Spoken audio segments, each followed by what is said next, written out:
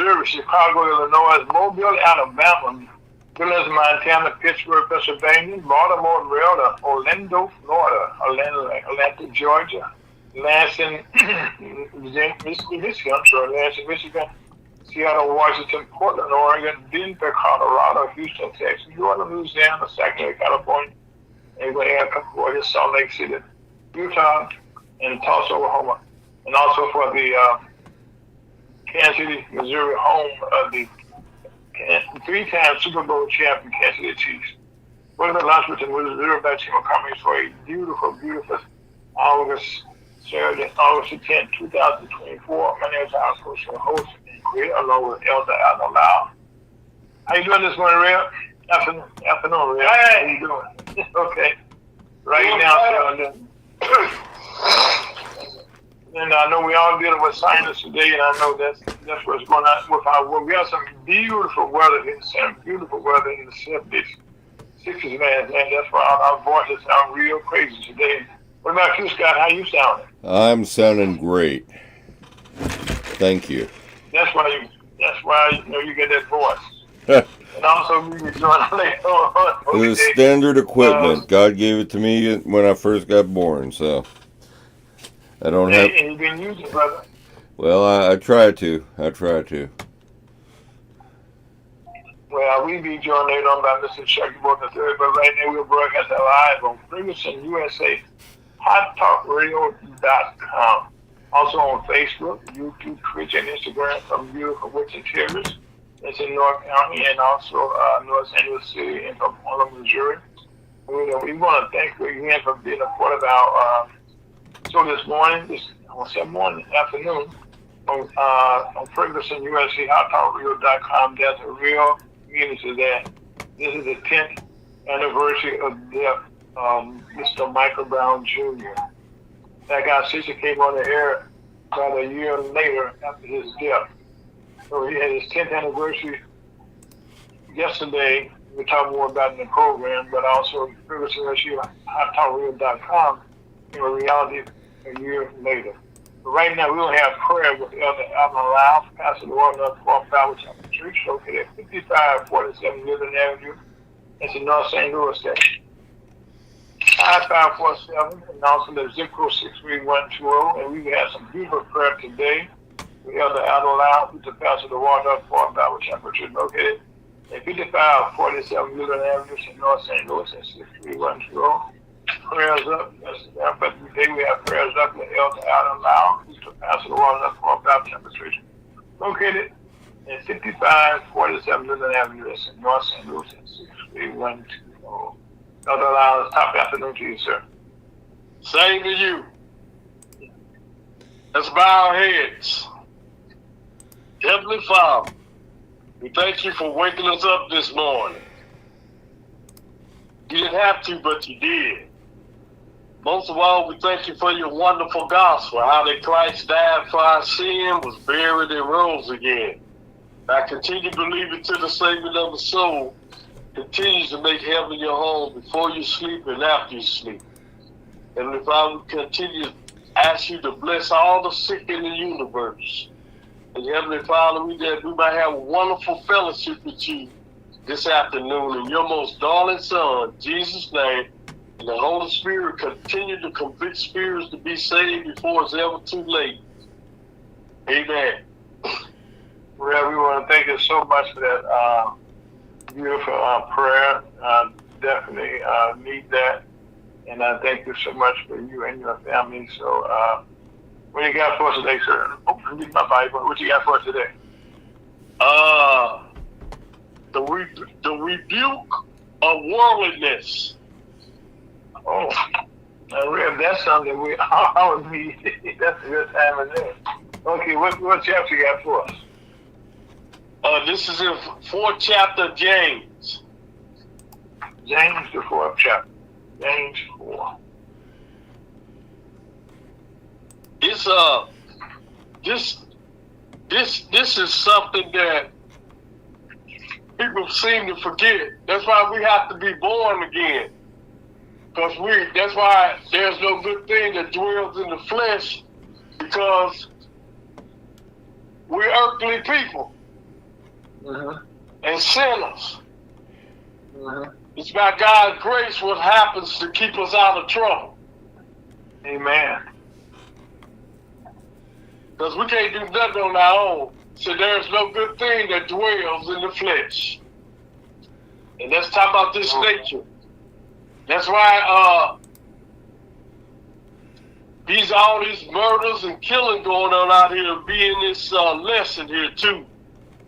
That I'm gonna read Yeah, a lot of those. Yeah, a lot of those. Yeah, a lot of those. A lot of those. Yes, sir. And notice what it said. It said, from whence come wars? Hey, we war every day. There's a war going on in the world, and there's a war going on inside of you and your body, each individual that's in the world. There's a war going on. Because you know how to do good and evil. Yes. And fightings among you, come they not hence, even of your lust, the lust of the eyes, the lust of the flesh, the pride of life. That's what's in the world. That's why we desire these things in the world, because of the old nature that's in us. That war in your members. It's talking about the inner person. Amen. Ye lust and have not. Ye kill and desire to have, and cannot obtain. Ye fight and war, yet ye have not, because ye ask not. Ye ask and receive not, because you are asked amiss, that you may consume it upon your lusts. Ain't that real? That's deep right there. Ye adulterers and adulteresses. This is talking about married individuals, the married male and the married female, and adulteresses. Know you not that the friendship of the world is enmity with God. Whosoever therefore will be a friend of the world is the enemy of God. Do you think that the scripture said in vain? The spirit that dwelleth in us lusts to envy. But he giveth more grace, wherefore he said, God resists the proud, but give grace unto the humble. Submit yourself therefore to God. Resist the devil, and he will flee from you. Draw nigh to God, and he will draw nigh to you. Cleanse your hands, ye sinners, and purify your hearts, ye double-minded. Be afflicted, and moan, and weep. Let your laughter be turned to mourning, and your joy to heaviness. Humble yourself in the sight of the Lord, and he shall lift you up. Speak not evil one of another. Brethren, he that speaketh evil of his brother and judges his brother, speaketh evil of the law, and judges the law. But if thou judge the law, thou art not a doer of the law, but a judge. There is one lawgiver who is able to save and to destroy. Excuse me. Who art thou that judges another? Go to now, ye that said, today or tomorrow we will go into such a city and continue there a year and buy and sell and get gain. Whereas ye know not what should be on the morrow. For what is your life? It is even a vapor that appeared for a little time and then vanish away. Wow. But that ye ought to say, if the Lord's will, we should live and do this or that. but now you rejoice in your boasting. All such rejoicing is evil. Therefore, to him that knoweth to do good and doeth not, to him it is sin. The wages of sin is death. Gift for God's eternal life through Jesus Christ our Lord. May the Lord have blessing to the reader and hearer of his word. Okay, now, Rev, let's go back and explain that to the people to make sure they understand what you just talked about. All this is explaining. It's simple. Follow Christ and give up worldly things. But it's a lot of things out there worldly. Some of them is good and some of them bad. But it said there's none good, no not one. So ain't none of that's good. We might call it good, but it ain't. It ain't no good for you because see, it don't have no results. It still causes you to have problems. The good will cause you to have problems. Yeah, Rev. When you're in Christ, you can bear with him. You can bear with what's going on in Christ because he protects you and keeps you out of harm's way. Well, I know one thing that you said here, okay, that's so important. You started, your reading is about the wars and the coming of wars, and that's amongst the whole world. And once a war takes place anywhere in the world, it affects the rest of the world. And that's the same way if something takes place in your family. If you kill somebody, do something to your family, the whole family unit is is destroyed. Just because of one act that makes sometimes, like you said, it can be lust for a jealousy that we do stuff. That's why the Lord tells us as Christians, walk by faith and not by sight. Mm-hmm. You can't control what's going on the outside, but you can control what's going on the inside by believing in the death, burial, and resurrection of Jesus Christ. That he died for your sin, was buried and rose again, and then you practice showing love, charity, and understanding to people, and want to be a help to make things better. And that's a thing, Rev, that right now in our society, we don't have a lot of laughs, a lot of joy, a lot of happy people that reflecting, on good things, and there's a lot of good stuff going on, and we just don't talk about it. You know what I'm saying? We prefer to talk about the bad stuff, not the good stuff. Yep. It's more bad. It's a lot of bad going on because of people. One person sees somebody drive through the stop sign, the other one do it too, with no question. Oh my God. They do it too. And they just in danger and putting themselves in harm's way as well as somebody else. Well, that's one thing that I don't know about other cities, okay, but here in the St. Louis area, especially St. Louis City, stoplights and stop signs do not have the meaning that they had in the past. For people that run around, you go through them, and there's no, and I guess there's no respect for nobody else. Like you say, you prefer to be in harm's way when you do something like that. I mean, you don't know who you could possibly kill, or kill your own self. But that's the whole. Go ahead, yes, sir. You know what that is? Selfishness.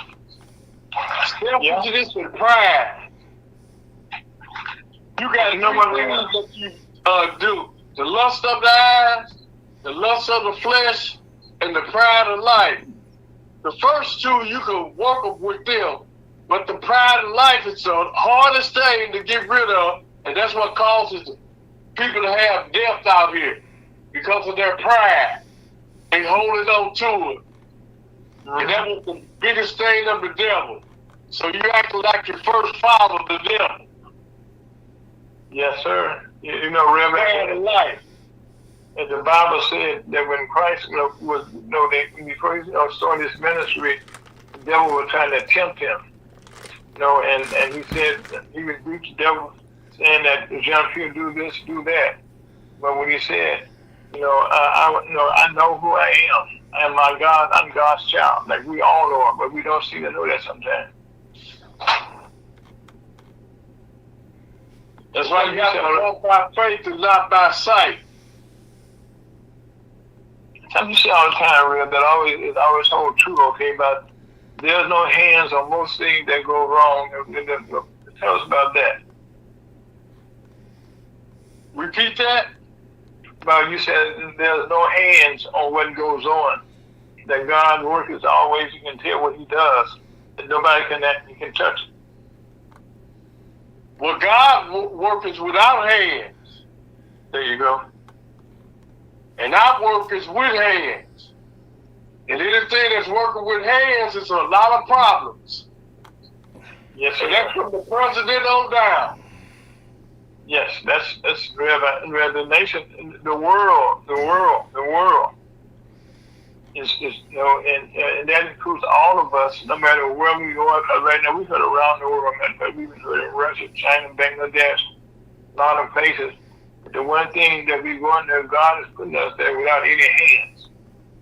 Through His grace that we have these creations on social media.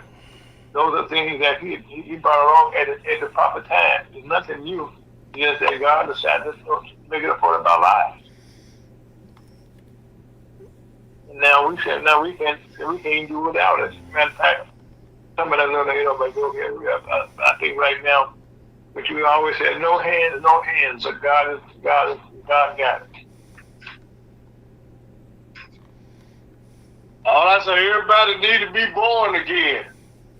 That's the solution to this worldly problem. Everybody need to be born again. And come into the knowledge of the truth. Of doing what thus said the Lord. But Rev, this chapter kind of breaks this down, line by line, about the things that we should be doing, that we should not, that we do, that we should not be doing. And there's a path to how to straighten it out. In the first part of the chapter, he tells you about all the things that that you do wrong. And then in life, he said, you do this, for it said that for that he also said, if the Lord will, you shall live, and do this or that. And that's the thing to say. Like I said right now, some of the people, I'm going to do this, I'm going to do this. He said, well, I said right now, sir, whereas you know not what shall be done on tomorrow, or what is your life. But it is a vapor that appears for a little time and then it vanishes forever. And that's how people's lives are right now. The young people just dying unnecessarily. Unnecessarily. We've never had a chance to enjoy life and know what life is about. And their vapors, all appear. That's why some people don't understand why. They say, why this happened to me? Just because when you say something, God hears it, the devil hears it, and the demons. And when you say, I'm going to do this, and especially if it's something for to help somebody be a help and important for people to work together, here comes the devil. Real, is one thing that I tell people all the time, and there's a verse in the Bible, but it's Psalms 141:3. And this is so important. It says, sit and watch, O Lord, before my mouth. Keep the door of my lips. And what that means is you can pray a blessing on yourself or a curse on yourself. And it's how you speak the words that are said. You can talk and say, oh, I'm having a bad day.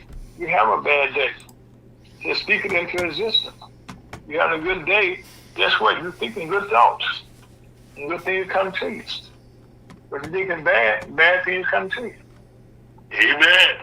And that's all. And that's Psalm 141:3. I know you just read about James 4, but if you could add Psalm 141:3. Keep sitting, watch over your mouth is what you say. Because you said something, no, you're going to do something. or you're going to say something bad to somebody, and then the results are bad. You say something good, the results are good. It's as simple as that.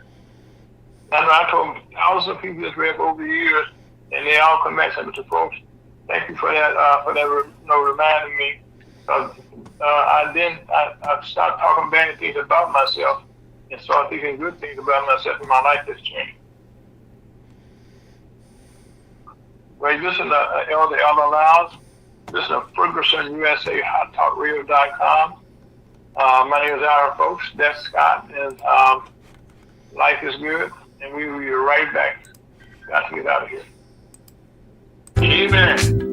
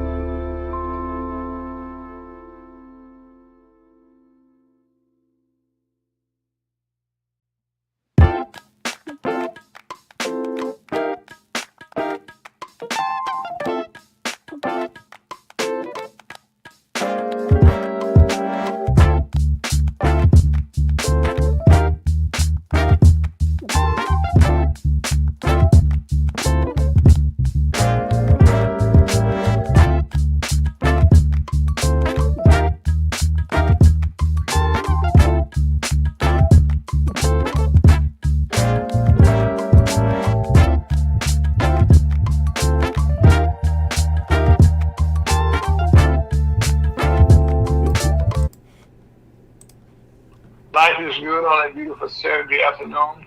Lunch with the Missouri Chamber of Commerce is happy to be here. Matter of fact, we came to reality in 2015. It was following the death of the late Michael Brown Jr. in Ferguson, Missouri. And during that time period, which the anniversary was yesterday of the young man passing, Michael Brown Jr. Was killed in the Cancer Green Complex in Ferguson, Missouri. There was a march yesterday from the high school that he graduated from right before he was killed to Ferguson to the Cancer Green Apartments where he was killed by a Ferguson police officer, and that set off a wave of demonstrations that changed so many things in our lives that would never go back. It changed the way the police system is in a lot of this small cities where they was had a thing called debtor's prison, where they was taking people money to something. If you were poor, they'll put you in jail. And this is like happened in Ferguson, Missouri. It was one of those cities that had a bad reputation for black folks, and now Michael Brown, I can say this, in the 10 years since then, we now have a black mayor, Mary Ellen Jones, who's been against our program many times. And right now, this city was burned up 10 years ago, but now it's part of a brand new rebirth. And so good things can come out of bad things. And we're happy to say that we are right now experiencing all the good things that he did for us.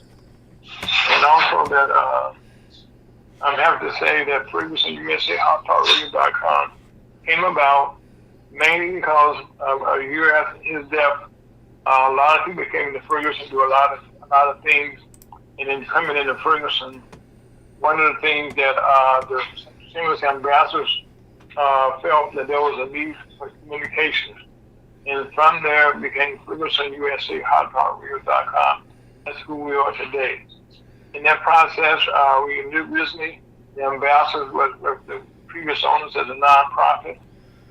Then through God's grace, Scotty Ones came along and picked up the pieces, and prepared us on this back for a while, like I did for a while, the gym after the station. And then Scotty passed it on to me now, and I'm looking forward to having everyone's help as we continue to broadcast around the world. It makes you can't get into any place else about what's going on in our black community. So not just our black community, but what's going on in the community that you don't get to hear about. And right now, there's a lot going on in our community around the world, and I mean around the world.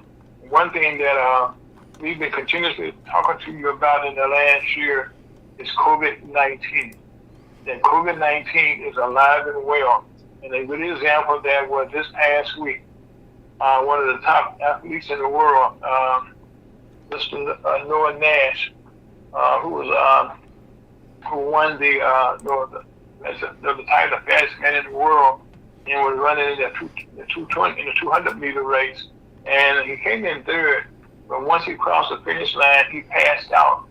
Well, guess what? He had COVID, and COVID affected his body in a way that he could not be number one. So right now, what I'm saying to you, what we all know now, that COVID is not going away. It is not going any place. Matter of fact, according to the deputy director of the CDC, Aaron Hall, at this point, COVID-19 can be described as an epidemic, not a pandemic, epidemic throughout the world. What that means is that you need to wear your face mask, you need to wash your hands wherever you touch something, wherever you can. And also, right now, as we're going back to school, it's so important that you get your kids vaccinated. So they're going to be around a lot of different children, and they all may not be vaccinated. But one thing you can make sure that your child is safe. What that child brings home to you and to your house goes along from your uncle, your auntie, your grandmother. So it's very important that you get that booster shot that they send nowadays. That means call your doctor or you by your health department and get it for free. But what we need done is now, and see what happens. So a while years ago, we had the pandemic going. Everybody reported what was going on with the COVID. Well, nowadays they're not making those reports. They're leaving you on your own. They don't ask you to figure out yourself if you got COVID.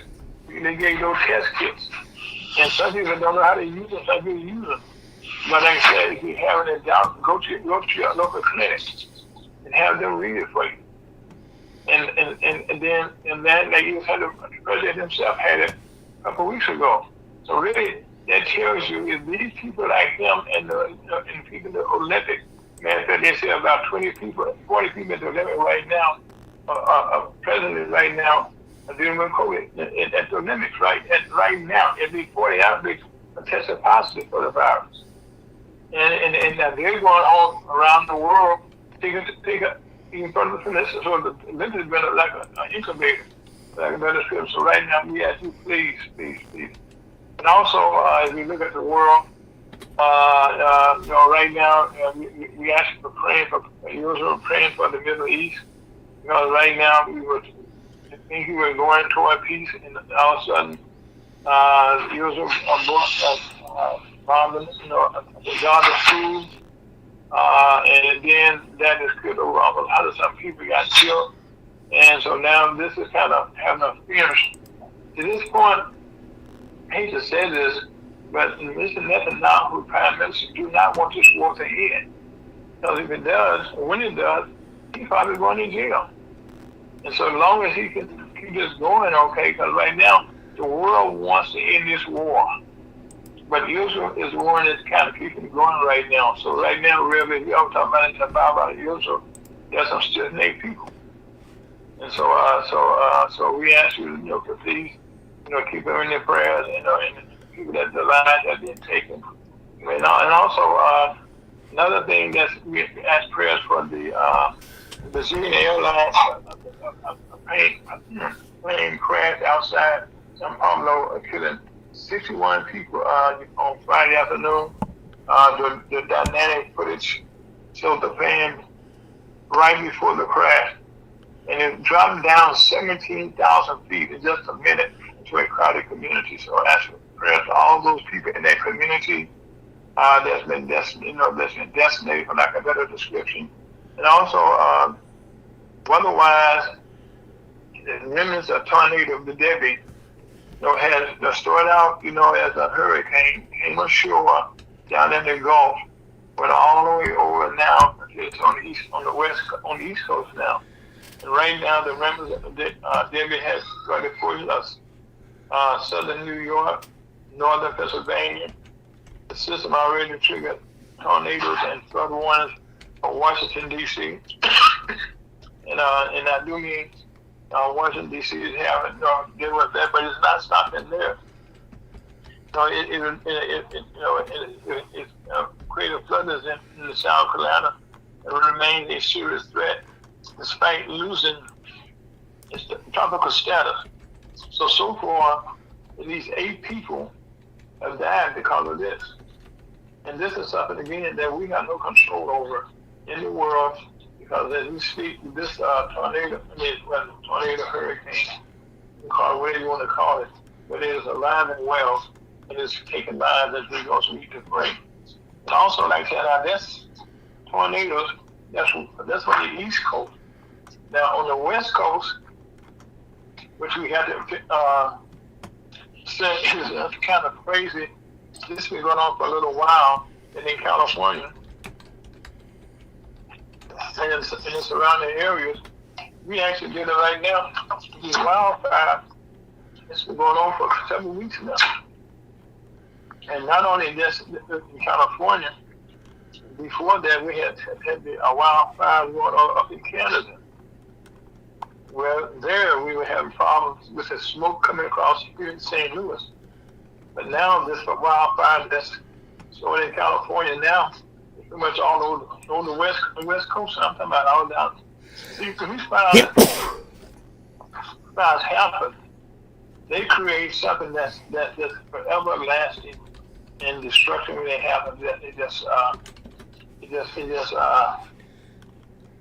just unbelievable. Right now, the Park Service said they have, listen to this, over 91 large active wildfires are being managed nationwide.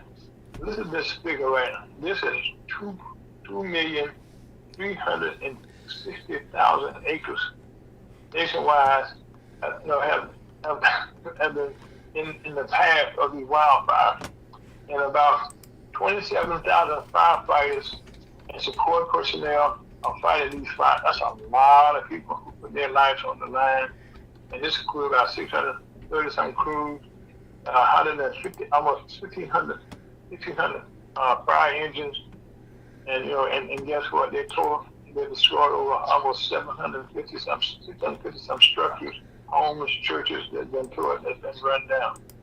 This is something that we also keep in your mind, that the ongoing issue with the Boeing spaceship up at they called it the Starline. It's a capsule, but it went up to the International Space Station last month, and it's still there. And it's turned out right now, NASA's office has no faith in what Boeing can do, and now they're making plans for the space station. So those two people are in there. Now, see, this is such a good thing to look at on the good side. They've been able to be up there all that time in June, and still enough food and stuff right now to survive. And now they're saying they have to survive now and they'll come back down sometime next year. And I'm not going to try to give you a date. But right now, they're not even sure. They do know that they can get the people down, back to their families, sometime next year.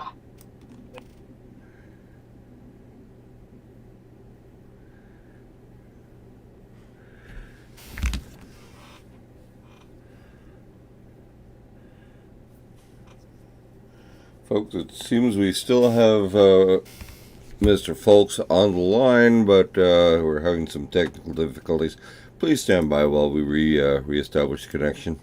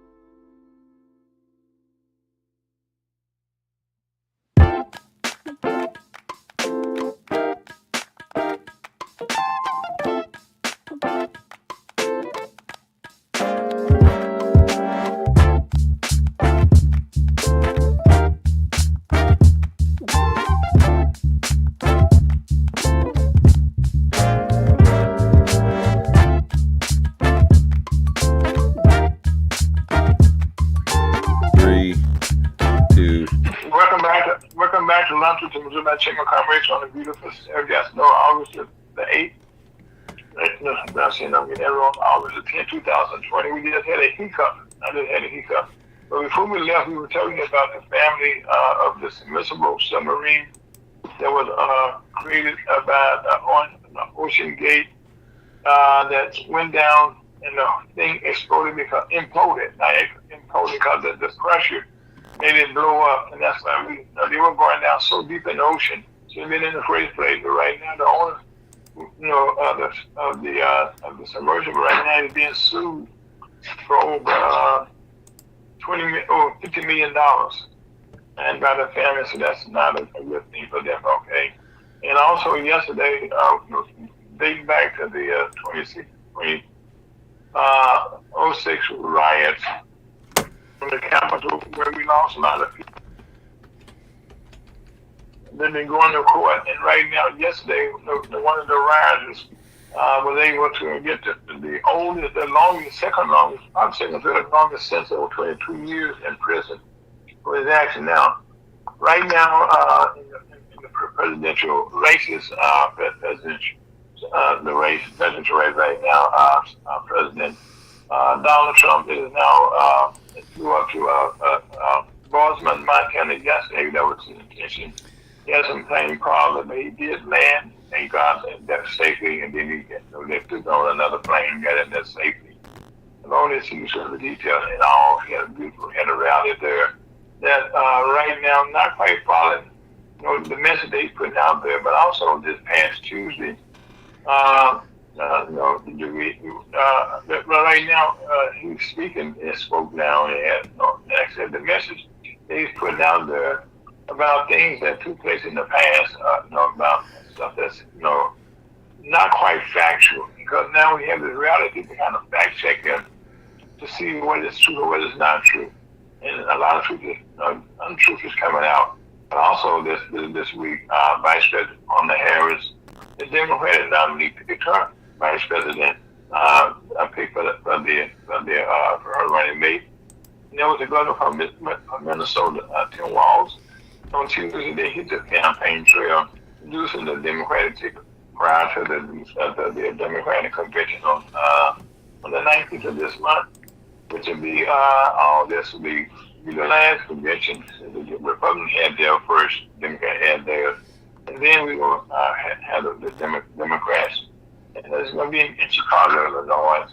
And right now, and so far, since the President Biden stepped down, Vice President Kamala Harris stepped in, she seemed to have rejuvenated the politics across the country and around the world about the United States. About a positive message being sent, and they not say a positive message, because right now that's something to be happy about.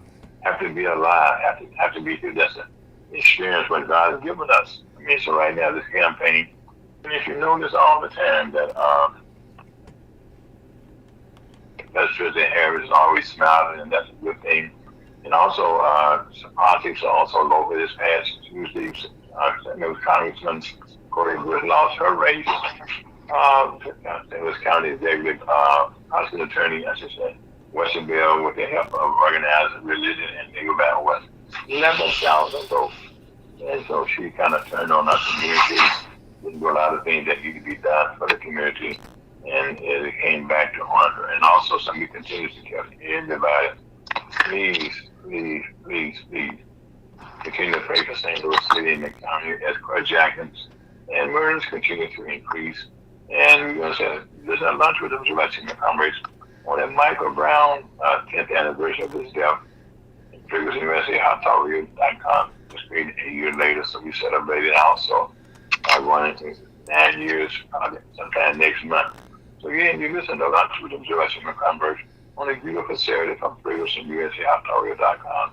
Scott, get out of here.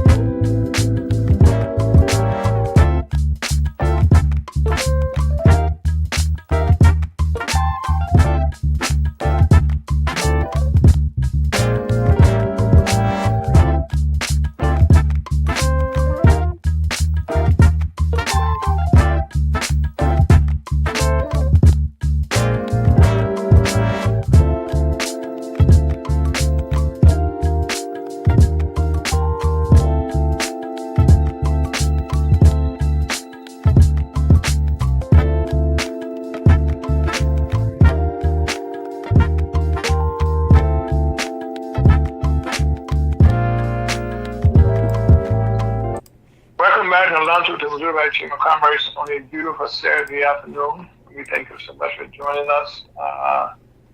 Ferguson.com. Today we have happy to have with our special guest, Mr. Bill Kovacs, and author and contributor to our program. Mr. Kovacs, how you doing, sir? I'm always doing fine, but today's, as Mr. Rogers says, it's a beautiful day in the neighborhood. First day we haven't had rain in 4 days. So, yeah, I was about to ask you about that weather, okay, because we just talked about a few minutes ago about Hurricane Debbie. She kind of, on a home on the East Coast and don't want to leave. she did like us. She gave us a lot of rain, but we needed it. So yeah, and it saved me from getting up early in the morning and worrying about the flower beds and the plants and whatever, because it hadn't rained in so long. So now I don't have to worry about it for a while. Well, don't feel bad. We got a lot of rain here prior to the our weather right now. We were in the 60s last night.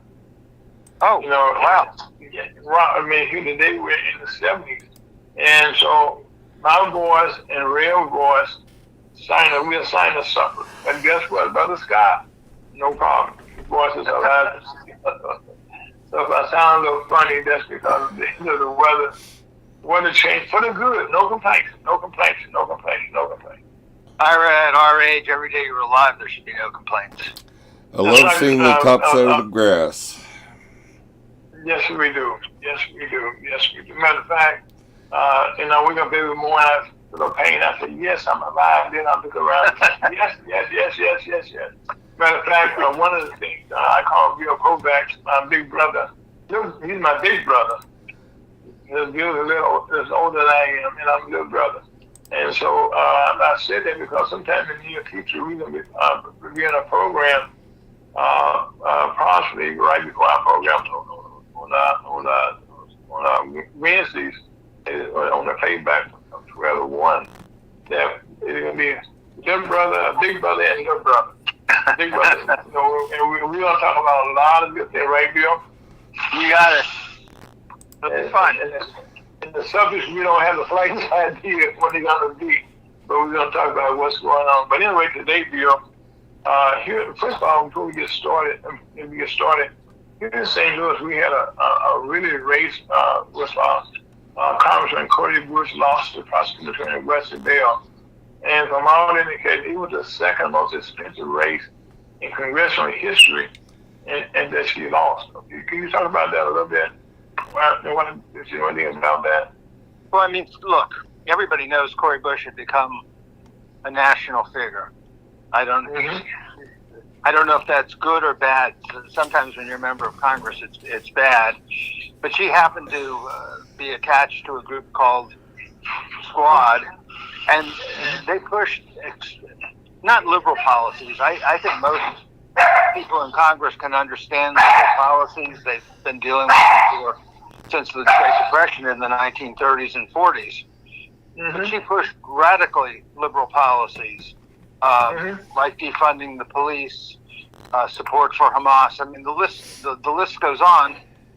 And I think what happened, especially after the man from New York, Jamal Bowman, lost, was that people had come to the conclusion there's got to be a debate. Everything can't be just violent reaction to whatever is said. There's got to be some way in which to function in Congress. And I say that because some of the antics that they pulled, like Jamal Bowman, when he didn't like a vote that was going to come up, he went and pulled the emergency fire alarm to stop Congress. Okay. No matter where you denied that, but you and I, there cameras all over the place. That's right. If you and I did that, or any visitor did that, we'd all be in jail for quite a long time.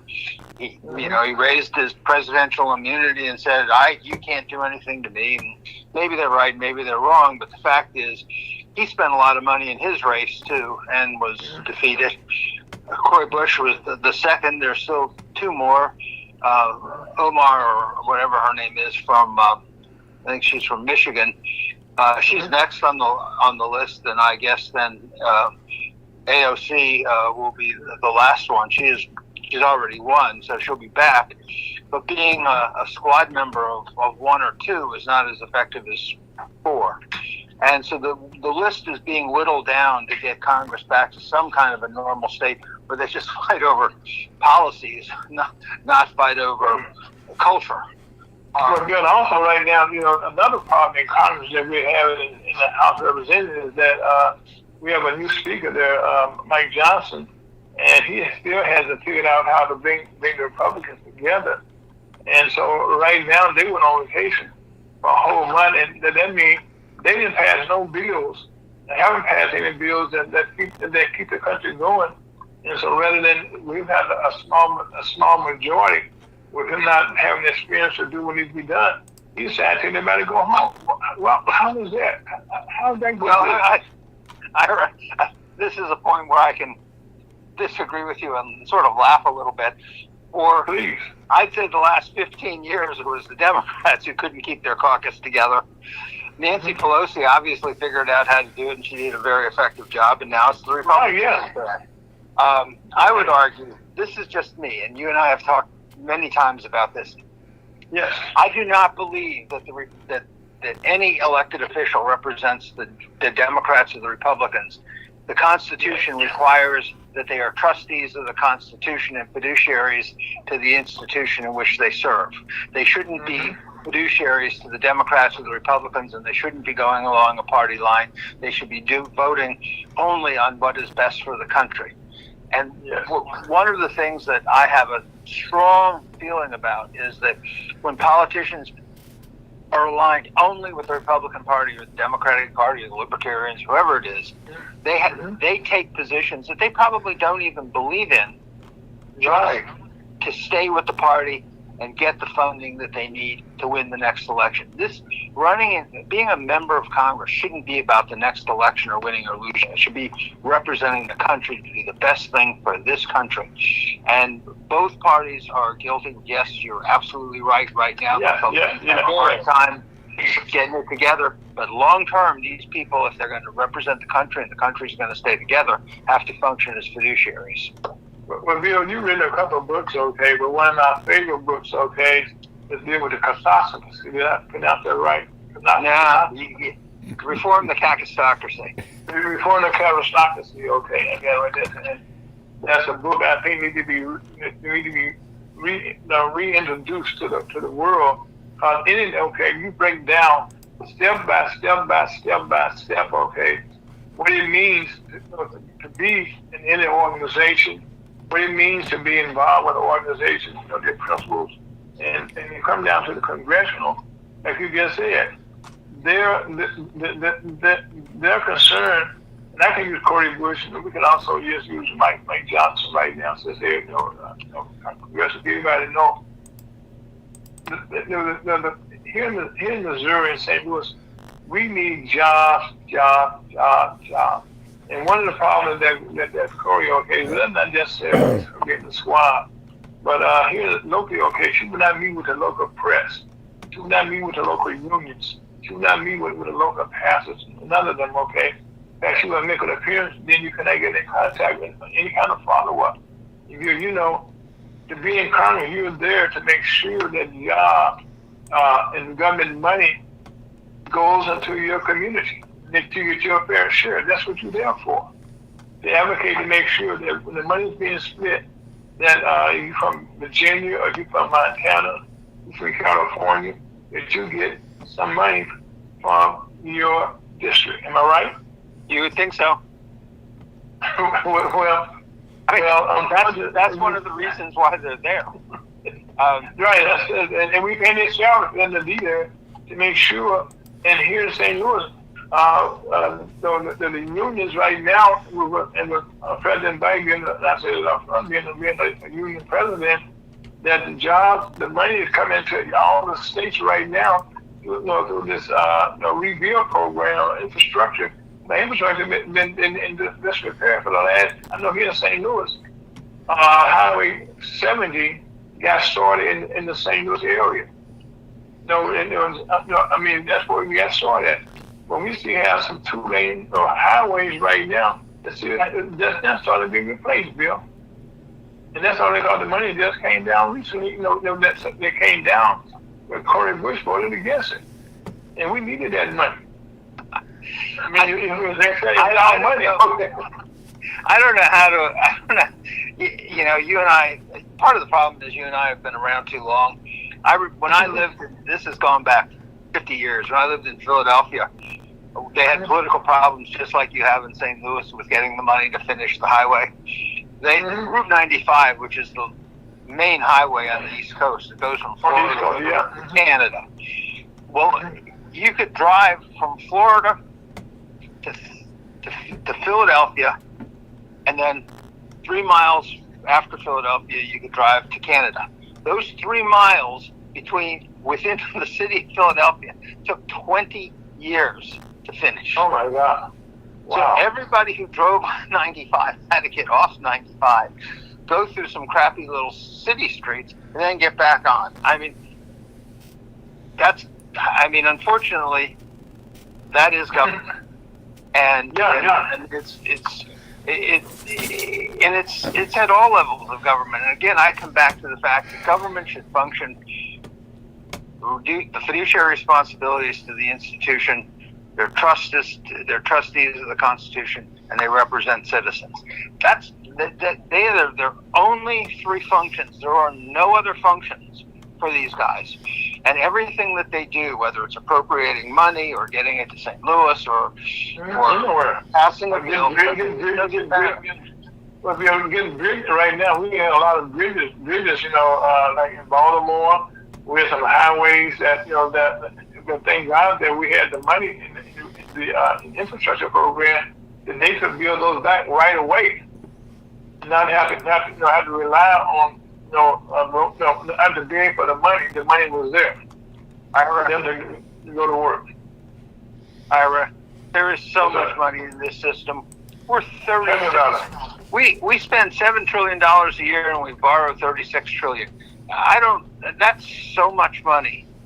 Yeah, almost 43 years.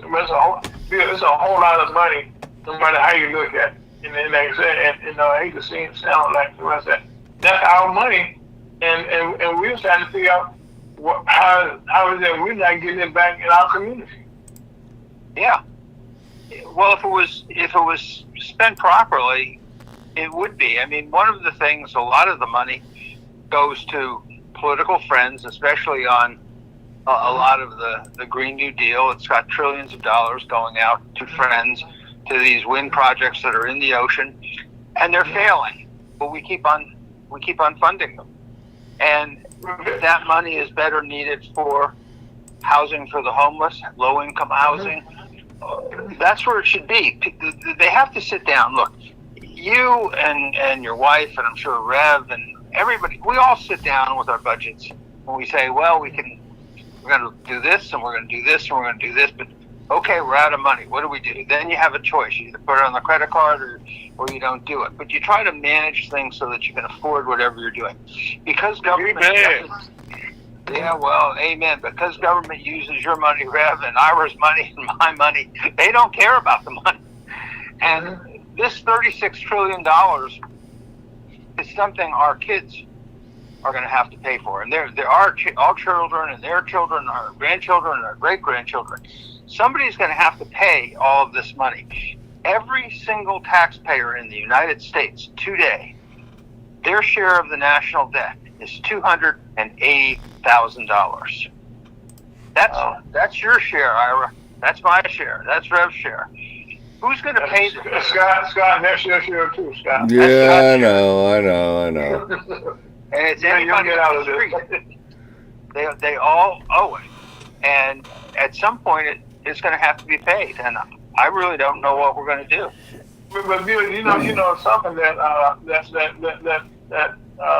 come back to Cory Bush, all politics are local. One of the things that people in our community didn't understand that she was against funding the police department, okay?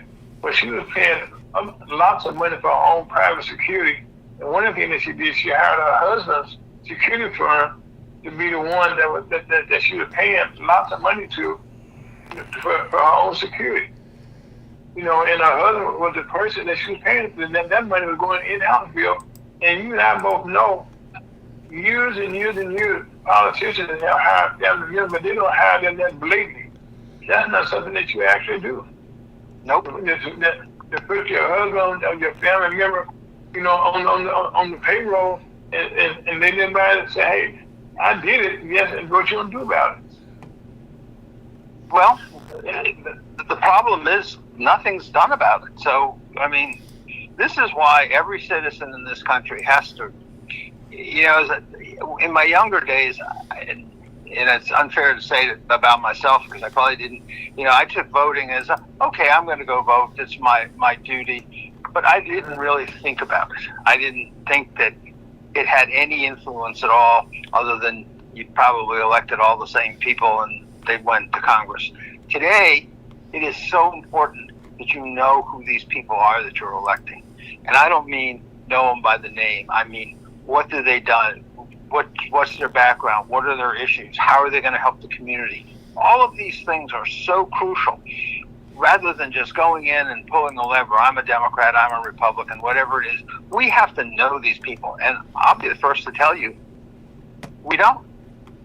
We don't know who these people are.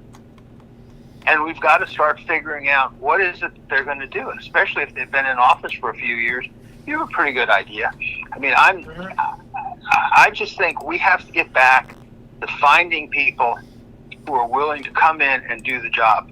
My favorite president, I'm biased on this, is a guy named Calvin Coolidge. I don't know if people even remember Calvin Coolidge anymore. He goes back to the 30s. And Calvin Coolidge was the president during the roaring 20s. And he had the greatest economy in the United States. And one of his things was he did nothing. He went into the office every day. He looked at the budget, talked to his staff. He made decisions, read everything, didn't do anything fancy. And when in the summer, he went up to New Hampshire and sat on his porch. And I knew it.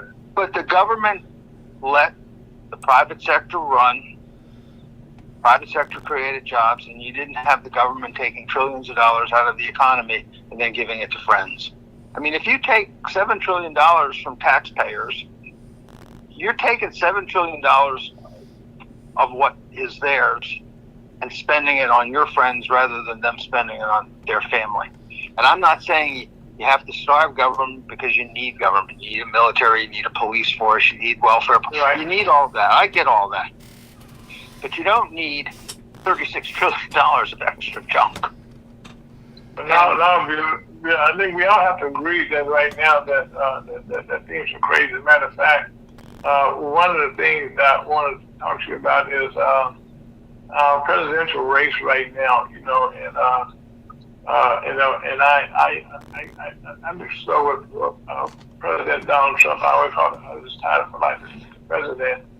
That I'm not quite following. Okay, his campaign style. Compared to last time he ran a couple of times. How he's campaigning. And the thing that he's saying, he's telling more lies. But if somebody fact check me, I will correct myself. You will correct yourself. And one of the blatant things about a name about Willie Brown, who used to be the governor of California, right? About him in a helicopter. And Mr. Brown said didn't take place, and Mr. Trump is still saying about other things that's not true. How is this a good campaign? It's frustrating. Look, my overall thought on this race, and you're the Democrat, I'm probably the Republican or the Libertarian, but I'm not sure which I am. Well, no, you put two together. You put two. You can't do a Libertarian. And I think you have two flawed candidates, and I really believe that. Both of whom could win because the other loses, or both. It's really going to be who performs the least worst of the two candidates is going to win. And I don't know who that is. I'm not sure that Harris can defend her record or whatever she's whatever record she's got, because she's, she is the vice president, she's not the president. And I think Trump has a problem with being accurate on some of his facts. For example, he talks about having the biggest tax rate cut in history and all how it helped. That's part is true. And it's true, but if you look at where the money went mostly to very wealthy people.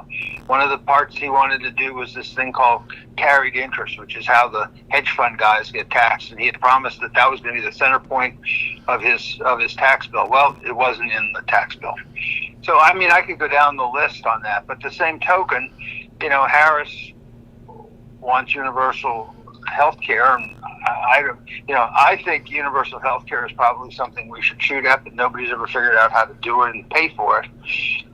And to pay for it, you might actually have to limit your reimbursements to doctors, since the federal government pays probably more doctors than anyone else. And the truth of the matter is, when you pay doctors the way you do, we've got a medical system that's paid probably, the average doctor probably makes 3 times what the average doctor makes in Europe, probably 10 times what the average doctor makes in Africa. I mean, at some point in time, there's got to be control over the system. And this is what I've been talking about. These guys got to get in there, guys, women, whoever. They have to get in there and control. They have not to control is a bad word. They have to get in and use common sense in how they spend money. Well, Bill, now let's get right down to it. There's a song came out years ago. We all know Kamala Harris. Nobody said Kamala Harris. By the way, the record that her and Joe Biden came forth, okay, did a whole lot of things that they had said they were going to do for years. They got them done. But there's a person that's the one that's anybody here in D.C. called a lobbyist.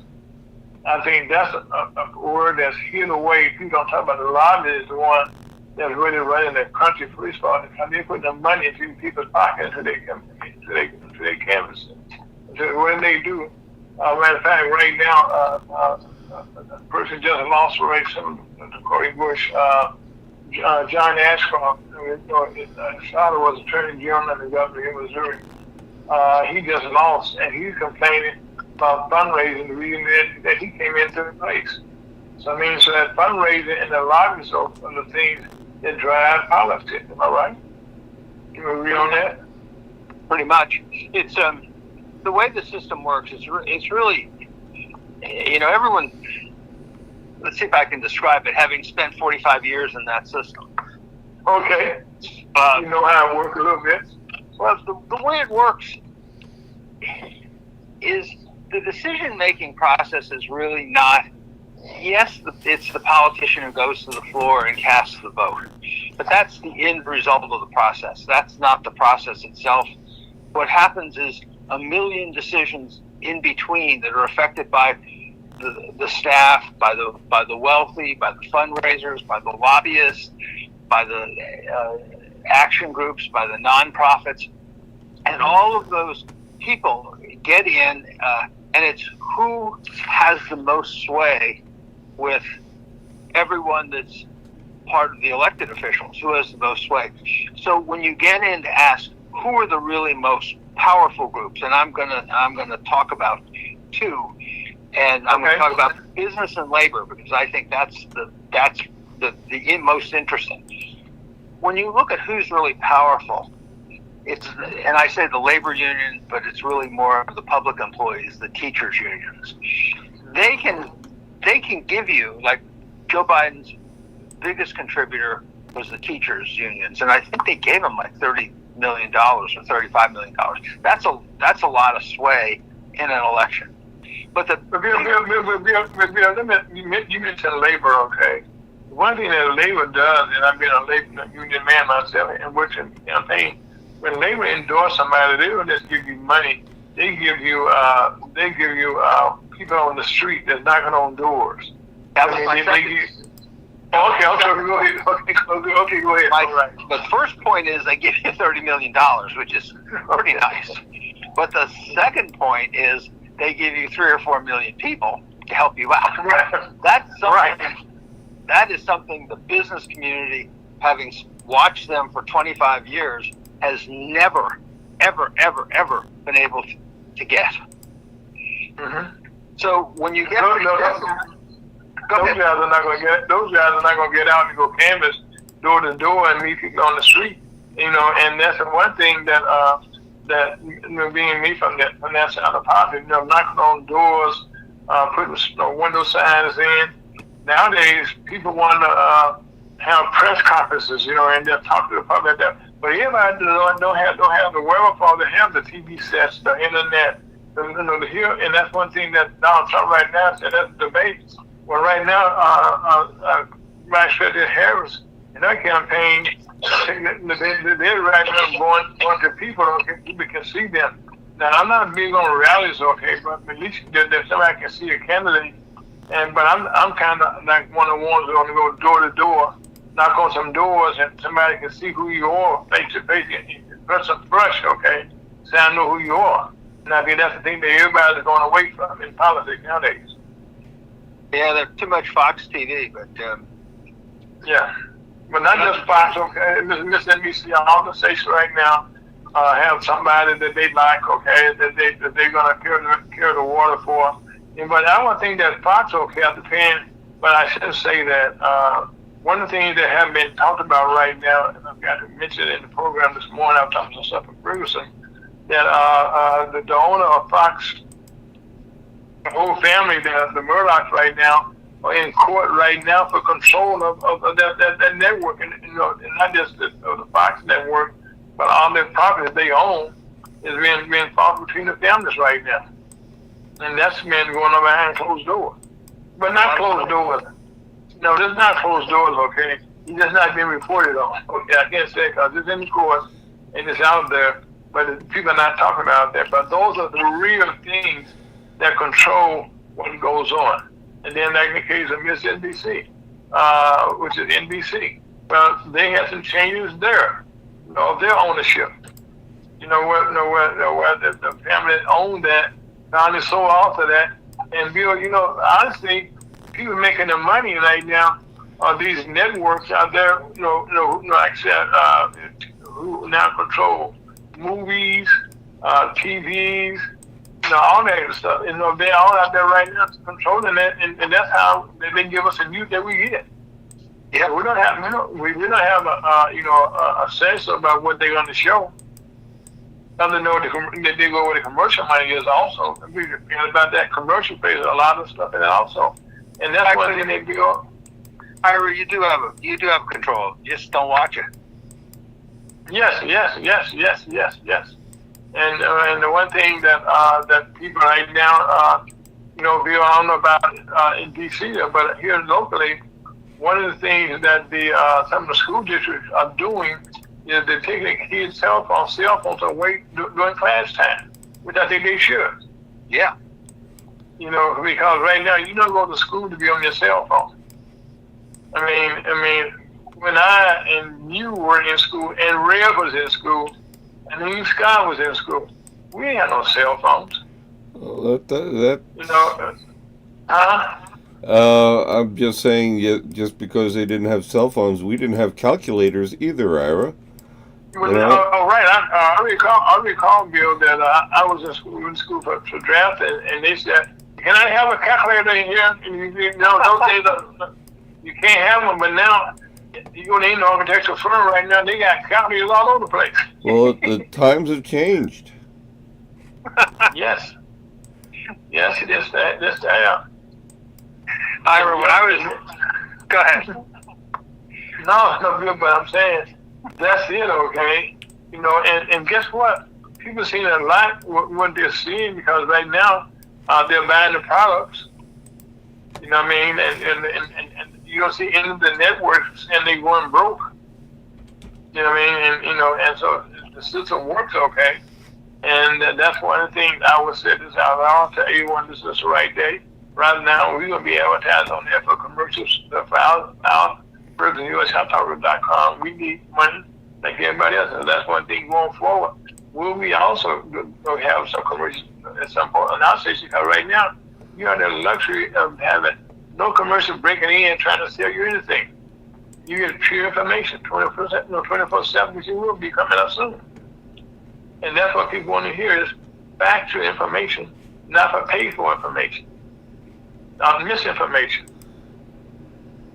Well, misinformation permeates the whole society. Anyway, I'm going to take a point of personal privilege to go back to the labor unions and business to discuss. Okay, come on, go right here. That's really crucial to an election. With labor having both money and people, that's a huge advantage, which I think is a huge advantage for the Democrats. They can put people on the street, but now they can, not only that, they can put people on the street, but they can also help grandma fill out the mail-in ballot and mail it for her. So the Democrats have a huge advantage.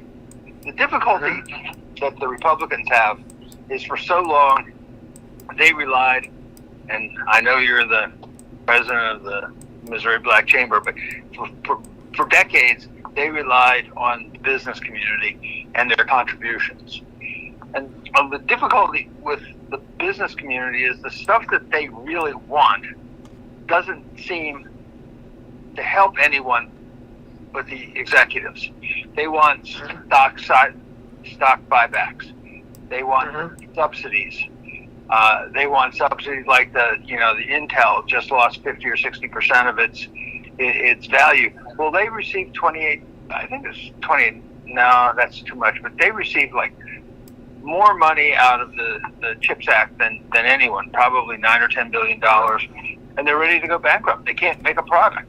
Boeing has received hundreds and hundreds of billions of dollars in federal contracts, and it can't get its 2 astronauts back from the moon. I mean, right. No, not for the moon, not for the International Space Station. The International Space Station. But the point is, they're not using the money to produce the products. They're using the money to make sure that they're taken care of. And as a result, what's happening is you have a lot of money being spent on the business community, and it's not being used very well. So what happens is, you've got employees who are upset with the business community, and they're saying we can't live on what you pay us, but they need the job, so they have to work. The government is not overseeing where $7 trillion goes in the course of the year. The business community is pocketing it, and the labor unions are putting in Democrats, and the Democrats are just going to, when they're in power, they give to their friends. They're just different friends in the business community, and then the business community wants to leave the country. So, I mean, coming back to my Calvin Coolidge, you got to get people in there who care about the country, not care about themselves or political parties. It doesn't matter in my world. It doesn't matter who you elect, because if you're always getting the same thing, because, as you say, the advertisers put them in, it doesn't matter. It doesn't matter who you elect. We got to take it. I remember years ago, years ago here in the St. Louis area, when I was being asked, to run for state representative. And so I sit down to one of the state senators at that time. I said retired state senator, and he said to me, if you're going to run for office, what you need to do is get you a job. And not depend on the state salary that you get in your livelihood. And that was some very true words that most people right now who run for office, it's their full-time job. Yeah. And they don't. And right now, they get money from the lobbyists, pays them money, and that keeps their campaigns going. And so right now, that's where the money comes into the campaigns. And people right now who run for Congress or Senate right now tell you that every part of their day, they spend X amount of hours on the telephone raising money to get back in office. That's what they look as their job. Now, Bill, if memory serves right, in your book, Reforming the Constituency, there was not a section that I recall on really how the lobbyists there come in and control the situation. Oh, that was all in the first chapter, is how all of these groups together control. Okay, yes. Control Okay, government. yes. Yeah, no, that was okay. Well, you used the word lobbyist. You just kind of define. You define very well how and what was actually the one that was controlling things. Yeah, it's really interesting because most people think, well, a lobbyist is it's one on one and they're there, but everybody. I mean, everybody's there. You think and I think of lobbyists as well as a guy who represents a company and he's got there with his hand out, or represents a union, he's got his hand out. No. But agencies are lobbyists. The federal agencies are lobbyists. Staff misleading a member are lobbyists. I mean, almost anyone that you can think of is a lobbyist. The FBI, who decides, they don't like your activity, they're a lobbyist because they're in there saying, get this guy or get that guy. The military establishment, they're lobbyists because they want more bombs, because every time they make a bomb and drop it, they get to make another bomb. I mean, think about it. Who in their right mind wants just more and more bombs to kill people and to use the bombs so they can do something and kill a person, so they can make another bomb and kill another person? Think about it. Insanity. We spend what, $90 billion a year on the Defense Department? That's an amazing amount. That's an incredible amount of money. It's incredible. It's unreal.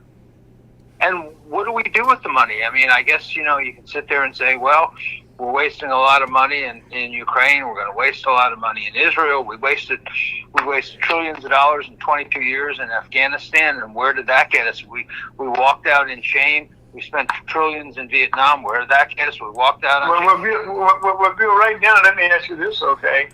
We are in they don't say we're in a war with Israel doing what it's doing. How does it affect what's going on here? Tell us about that. Well, I mean, look, Ukraine and Israel, there are proxies. Just like Hezbollah and Hamas are the proxies for Iran. The big players aren't fighting because if they do, things may get out of control and nuclear bombs may get dropped. So you hire other people. I mean, we're hiring these people. We're hiring Israel. We're hiring Ukraine to do our work. I mean, think about it. Think about it, because it's been going on since the Cold War. Think about all of the problems that we've had for, 75 years with Russia. Russia has been responsible for everything in the world that we can think of. And ask yourself a very serious question. Do you honestly think, not Russia, but the Russian people really hate us that much? That they're that sinister that they want to, destroy? They don't. They're just like you and me. They just want to go to work every day, take care of their family, have a drink on the weekend, and not worry about this stuff. It's usually the leaders that are saying, we got to do this. Well, what do these leaders get out of it? Well, Putin is one of the wealthiest people in the world. He's taken about as much money as he can. But you know something? Joe Biden's no different. He just took less money. I mean, this is what the problem is that we've got people who shouldn't be running the country. And to me, the Russians, all we want to talk about is, well, the Russians stole the 2016 election, and then they stole the 2020 election, and then you've got the FBI getting involved in elections, and we've got all of this stuff going on. What does it do for the country? Well, Bill, the one thing that's not being discussed, okay, that's way on the back burner, is what are we doing? Who's doing what for our country? Who's making sure? But that like I said, there's nothing saying that the people who are supposed, like I said, the question I really asked you, Bill, that I still haven't got an answer to: how can the House Representatives go home and not pass any bills? And how does the country function? Why did they go? Well, some people would argue the country functions better when they're gone. Okay, well, kudos. Well, yes, I think that can be said. Well, first of all, they they were scheduled to go home, so they went home. I mean, I don't know what else to say. I think part of the issue is, and you had raised it very early on about why did Johnson leave and go home. I mean, part of it is it was scheduled to go home, and he let him go home. I mean, but the other thing is the Speaker of the House has really changed. And going back just within our lifetime to the Sam Rayburns of the world, or even the Carl Alberts, or you can pick a lot of them. Tip O'Neill. Tip O'Neill, right? Yeah. They ran the House of Representatives as the Speaker of the House, not as the Speaker of the Republican Party or the Speaker of the Democratic Party. They worried about the whole institution of Congress functioning well, even with how bills got brought to the floor, that the appropriation process worked. The appropriation process doesn't work anymore. They spend $7 trillion a year, and they just spit it out. They don't even know where it's going. They can't even tell you. Well, I'm going to give you one statistic to show you how out of whack the entire appropriation process is. There's a rule in the House of Representatives that says Congress cannot appropriate any money unless the underlying statutes have been reauthorized. Okay? That means there's about 12 of those, I think. Well, there are 13 approaches, but the underlying statutes every year, because the GAO does a tracking of this. Last year, there were over 1,000 laws that were not reauthorized, costing about $440 billion, and Congress deemed them all reauthorized without any oversight and funded them. That's $440 billion they shouldn't have even had to take a vote on. And yet they deemed it. And so going back to my complaint is these people have to take their job seriously. If you took your job unseriously, they'd fire you. If I did it, they'd fire me. But these guys... One thing that we can see, that they're constantly on TV 24/7. And I know that's how, again, they raise, those are fundraisers, they raise X amount of dollars a day to be up there. Yep. Well, they all want to be TV stars. They're more concerned about being on TV. I don't get it. But again, when I was on the Hill, we didn't have 500 cable channels, so they didn't have access to it. So if they did, maybe they would have been on. But when I was there, we had a lot of the giants on the Hill. I mean, the McMahons and the Gonzaleses. I mean, they were giants, just giant legislators, and because they did so much. And they got along with each other. Now, Democrat and Republican, they were going to have a drink after work, play some cards at the evening time, and they got along. They even played cards together. Right. I'm saying, they even played poker. Right, and one of the things that I always said that the late Rodney King, well, all he went through, one his statement, he said, "Can we just get along?" I mean, and that's the thing now. In Congress, if they could get along, okay, our whole world would be different. It would be. It absolutely. But right now, people hate Republicans. They hate Democrats. I'm a this. I'm a that. We Americans. Yep. We are Americans. It seems pretty hard. Seems pretty hard. And I don't see anybody, Bill, trying to go to the airport, which is not for about. They're on the lines right now. People say, "I'm going to leave this country. I'm going to go someplace else." You don't see that no place. No. I mean, I take my word. I take the airport the other day.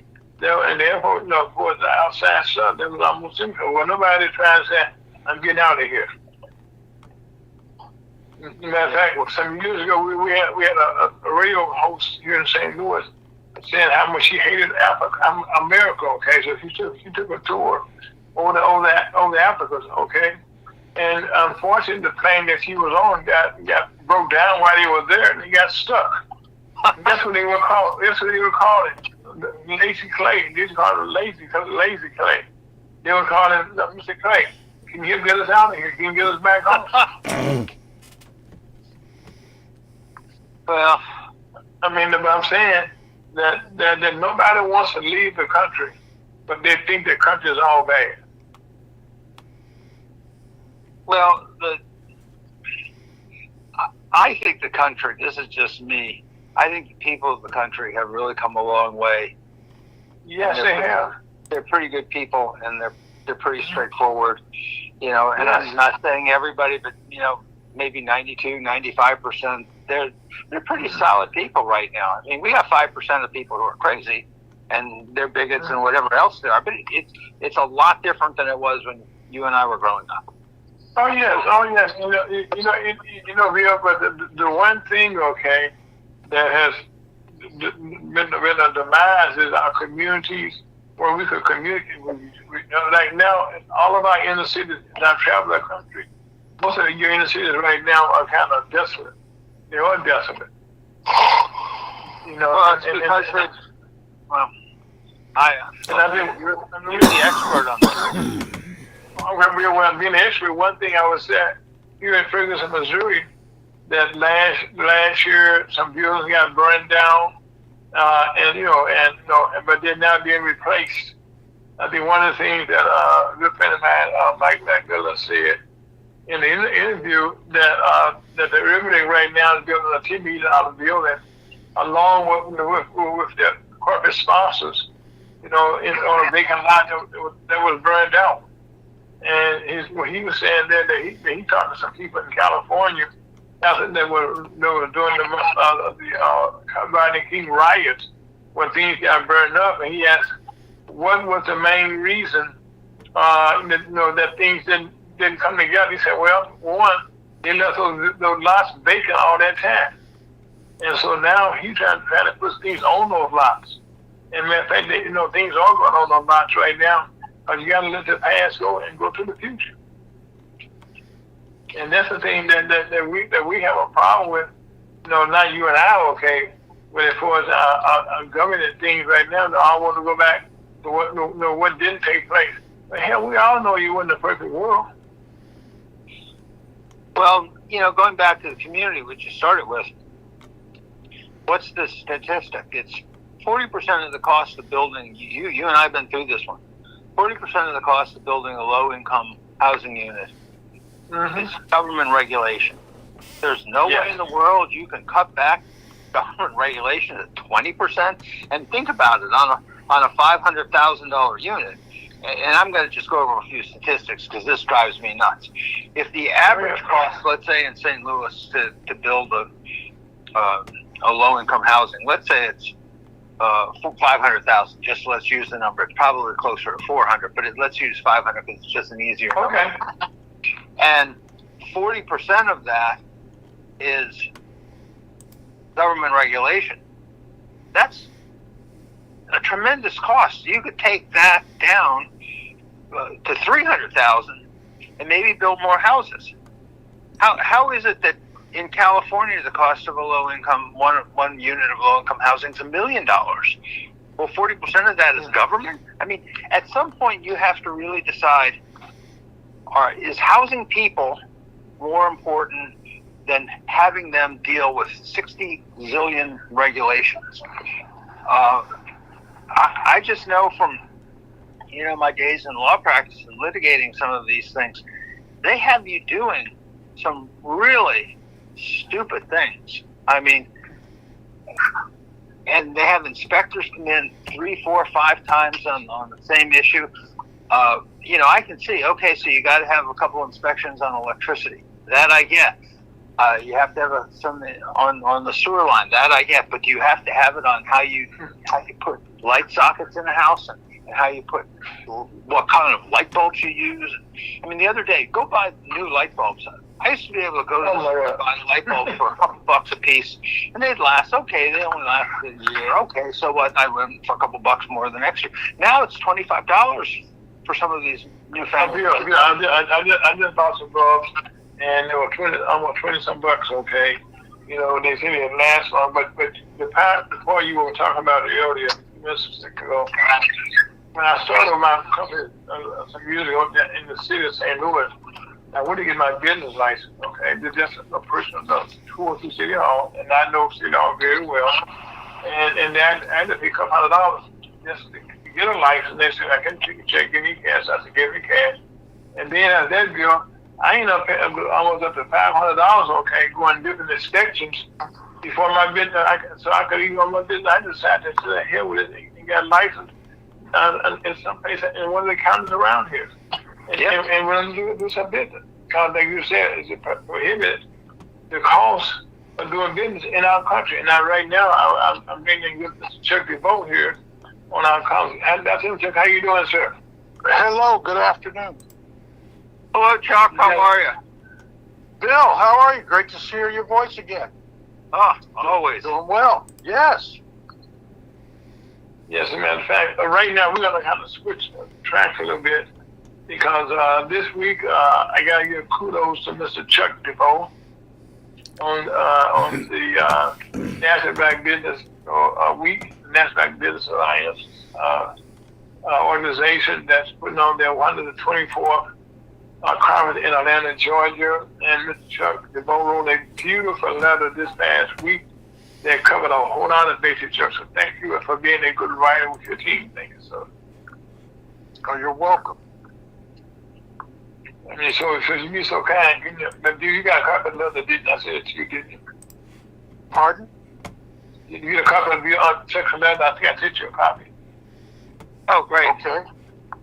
Okay, but anyway, Chuck, right now we were talking about, before you came aboard, about why it is so difficult to do business in this country. And we all know that as a black businesses, that things have suddenly changed. So you kind of give us your thoughts on some of the major difficulties now that black businesses are incurring as they try to do business. Well, they're variations probably of the same things that we've been subjected to for a while. And I know Bill would have a lot of it had to do with regulatory related things on changing the law or changing standards and requirements. And certainly there was, like, for example, a few years ago, used to be EPA type requirements. And the changes with government contracting have been such that it's almost impossible to get into it if you don't get an inside track or get a protege mentoring kind of relationship and kind of get in there. Sure. There will be lobbyists that you can get to change the name around to be somebody that knows the system inside out and can work on your behalf. Yeah, it's a lot to it. That's just one of the things. Access to capital has always been an issue. But, it's everything. But those that are having success are, the phrase about disruption.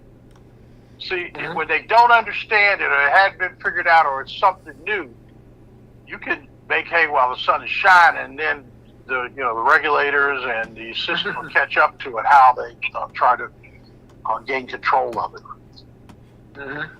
But I would say, go ahead. No, I think that's a fascinating point, because earlier in the show we were talking about, how labor functions in lobbies and how business functions in lobbies. But when you said this, one of the things, it's so interesting. For example, one of the ways big business keeps on getting bigger is exactly what you said. They get in first. So, for example, if you went back 10, 12 years in this country, you would see that there are a lot of ways to get air conditioning. They used hydrofluorocarbons, and they used all kinds of different things, but it was relatively cheap and most people could afford it. Well, once they decided to go quote unquote green, the cost of, you couldn't really afford the cost of replacing some of the freons that you needed was so expensive. You had to buy a new unit. So who makes the units? There are only 4 companies that make the units. The same thing with refrigerators, washers, and dryers. We can go down the whole list. 62 appliances that are used within the household are now regulated by the federal government. Well, including light bulbs, and we were on that too. Once the federal government gets in there and starts regulating, the cost is going to double, triple, or quadruple. It's just a matter of time. But where does the money go? The money goes to those few companies that make the product, that have the lobbyists, and it's not just lobbyists, but it's once you get in and you create it. And I'm going to give you one example because I was involved in the very beginnings of everything. When I was the chief counsel on the Resource Conservation and Recovery Act, this is back in 1976, so I'm showing my age. And That's okay. And one of the things it did, it was the first time that it regulated hazardous waste in the United States. And for us older people, we can remember the Cuyahoga River on fire and people dumping hazardous waste in the backyard. Fabulous bill, cleaned it up, because if you didn't clean it up and you illegally disposed, you're going to get hit for hundreds of thousands in fines. And that really took the American business community gone. But anyway, there was one problem that nobody could solve, and that was liquid hazardous waste. No one knew what to do with it. So they kept on doing it, and finally regulations came out and said you got to do this, this, and this. Well, at that time, there were probably 200 or 300 companies in the country that could really treat it. By the time it was finally implemented, about 4 or 5 big companies controlled everything. Well, wow. And this happens, you can go through issue by issue. You can go through recycling. You can go through hazardous waste. You can go through refrigerators, washers and dryers. You go down the whole list. And now consumers sit there and say, well, we can't afford a new air conditioner. We can't afford this. We can't. Well, thank the federal government for it, because what they do makes products expensive. The rich can always afford the product. That's easy. The people who can't afford it are the people who make under the $55,000 or $60,000 a year, which is the average wage and the average income in the country. They can't afford this. And that's what's happening right now, is you have half the country that can't possibly afford what government is doing, because government spends this $7 trillion a year, but they also impose another $2 or $3 trillion in regulatory costs. That's $20 trillion the federal government is responsible for out of the $25 trillion economy. That's one thing that you had not included, okay, is the state get their piece of that also, and so with the local governments also. But right now, one of the things that you're doing, okay, I mentioned the letter that you sent out the other day, telling about what the chambers are doing, have done. You know, in my case, I have to say I'm part of the Missouri Chamber of Commerce. I'm crazy here, and that the NASDAQ Chamber of Commerce, has gone through a resurgence, and now Secretary Board leadership, we have one of the largest to be conferences coming up in Atlanta, Georgia. Tell us about that, Chuck. We're in our second year of the annual National Black Business Conference, and even though it's the second year of this version of it, but it's actually the 124th anniversary of the national, what used to be called the Negro Business League, now just referred to as the National Business League. And it was founded and conceived by Booker T. Washington and George Washington Carver, and it was really done just on the same type of challenges and topics and things that we're addressing now. That's where the origins and the beginnings of it came from. So we're looking, as the pandemic came about and the economics of pandemic, the economy impacted what happened, and then you add to it elements that were somewhat measured by George Floyd and the racist disposition of of our society. And how did that impact commerce, and what role does money play in social and civil environments? Not just civil rights, but the whole thing of how your life is and what's going on in this community and all these other things. So the solution really or principles and practice and leadership that Booker T. Washington espoused was for us to be able to do business within our own community. And that's kind of like when you start getting back to that talk about the black dollar. Well, the black dollar was really us giving a term to something that we could refer to within a black community, but it is no different than a Jewish or Hispanic or Indian or Chinese or whatever, in that they were doing business with each other, with themselves, within their community. So there was a study that was done some time ago where they were able to measure that the Jewish community, I think, has $1 would touch 17 different hands within their community before the money was spent outside of their community.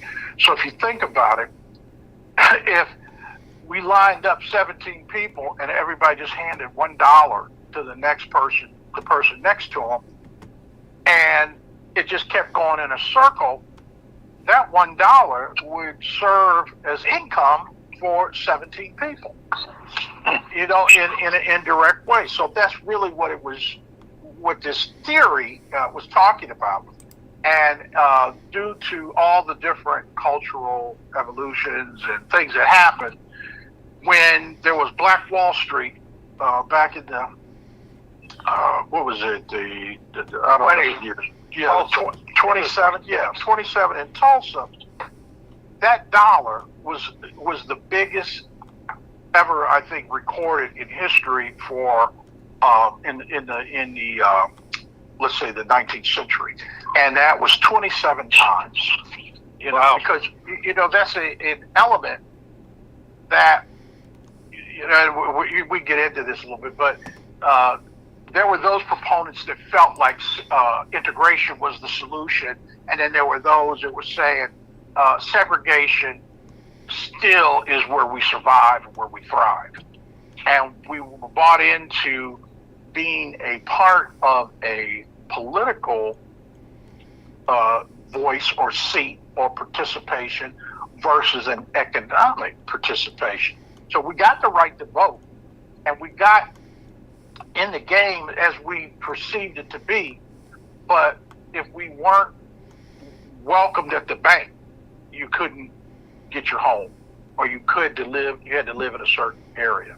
So this is what it's a long way of going about saying this 124th annual National Black Business Conference is a convening of all elements of civil society and government as well. Everyone's invited to come in, but we're sharing our dispositions and bringing our resources. But the difference now, it's heavy Pan-Africanism. We have 32 countries that have confirmed. Our keynote speaker will be the president of Liberia. And we have Latin America, Colombia, Costa Rica, Panama, Ecuador. A number of different countries are being represented, but it's very diasporic because we all are having the same challenges, the same issues, regardless of your geographic location. So in that, we're finding that there are very high quality, organic, let's say natural, agricultural related products. They're being grown in other countries, but because they're not being grown on a major commercial, industrial type farm, they don't really get exported or have the opportunity to export. A good example of that might be coffee. Starbucks is the dominant player in the coffee industry, and they actually own farms.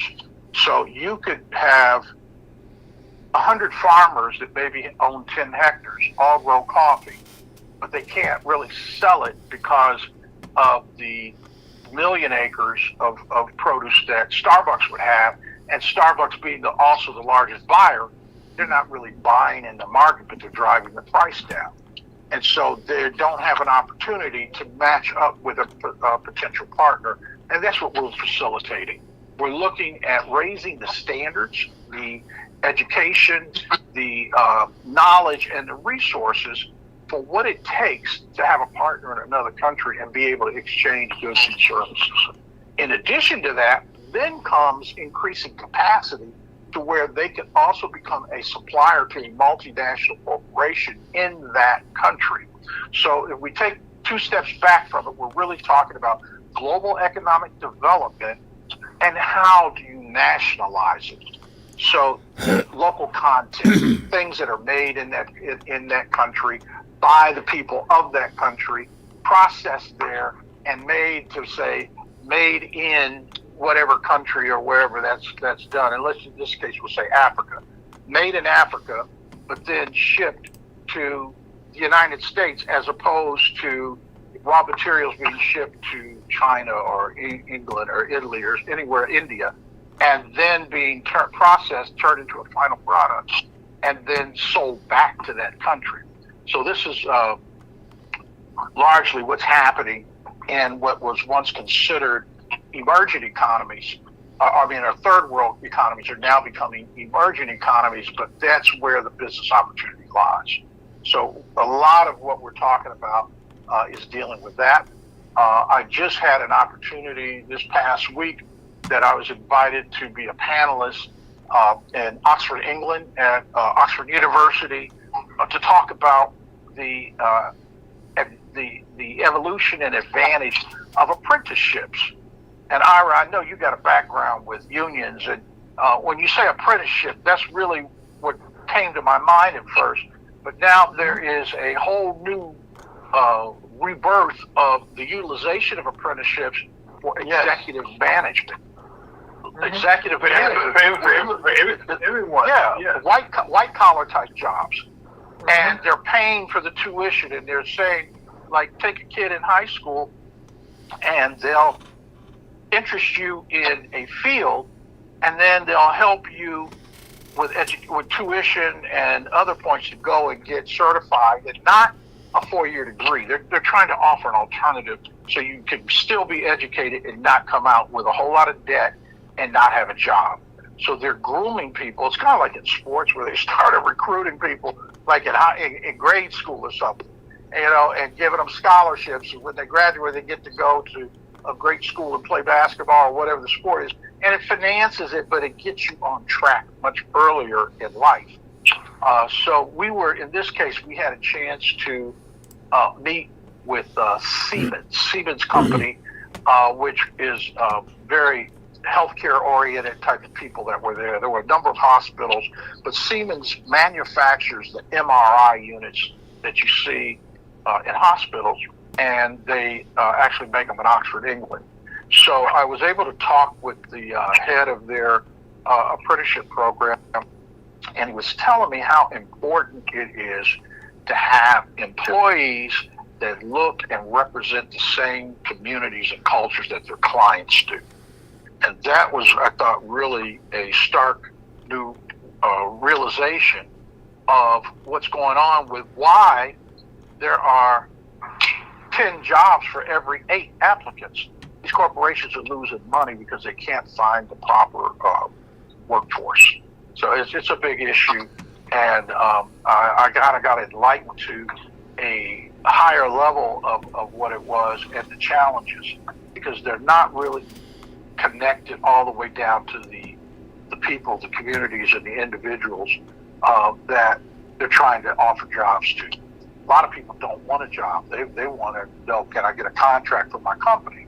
And that's another philosophy, that there's not a lot of difference between a W-2, a 1099, or an LLC, a sole proprietorship, or S Corp, C Corp. You're trying to provide a service or resource to another entity. So that was all this, bringing it back to what's going to be happening at the conference in Atlanta. To go along with that, though, we do, because it's the World Conference of Mayors, National Business League, and the National Black Chamber of Commerce. So we certainly have commerce, but we also have policy in there. And so we've invited all the presidential candidates and really have an open invitation for any level of a candidate, and a number of congressional folks that are invited and we think may come, but it's right at the end of the Democratic National Convention. And both Donald Trump's campaign and Kamala Harris's have expressed interest. It's also the same week, at the same time going on, will be the Invest Fest, which is probably the largest black investor conference that is really at a consumer type level. The average guy can go there and meet all kinds of celebrities and gain insights. 5 minutes, gentlemen. It's Black Business Week in Atlanta, and it's hosted by the mayor of Atlanta as well. So I give it back to you, Mr. Folks. Didn't mean to interrupt, but I need to. Sorry. Ira, are you there? Yes, I am. Your thoughts? I am. Well, my thoughts, Mr. Winchester, I think one of the things that's going on, that's so dynamic, is that the National Black Chamber of Commerce and the conference that we put together here is going to change a footprint for how we can work together and find capital and find resources that's been there, that's not there. So one thing that's your Kovacs mentioned earlier, okay, that we need capital, okay, and access to it. But there's so many roadblocks to trying to get it, okay, that it's just almost impossible to do business. And the rules have changed also how we also do business, for DEI, things such as that. And that has come up more or less a thing in the room nobody talks about.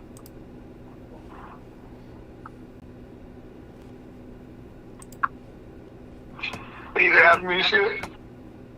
Go ahead, Chuck. But see, this is the whole thing. We know times are changing. We know the playing field and the environment is changing. Corporations are changing and shifting and adapting. And just like Bill was giving a great example of what happened, like with just something that we take for granted, like air conditioning and what's going on. And just go out right now and try to figure out, why does gasoline cost one price at one place and another price at another? And then what's the advantage? And I just noticed that one gas station, I just read the fine print, they got a much lower price, but they say that's the price you get if you bring your car there to get repaired.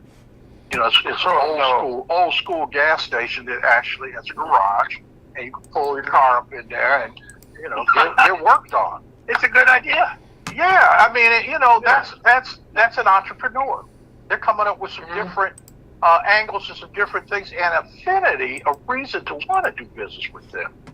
I'll give you another real interesting, and I don't know if I mentioned this to you last week or not, but we have a very ethnic, very community or neighborhood type of food spot. It's called Angry Jerk, and it's for jerk chicken. And if you like Jamaican chicken and or that jerk chicken, you get in a bigger city or whatever, you get a chance to have it. People are like saying, "Yeah, I just feel like some jerk today, so I got to find it." So this place, they got really popular in the sense with one location, and I saw that they had moved over into, like, this would be in Silver Springs, which is a very multi-international ethnic type of area.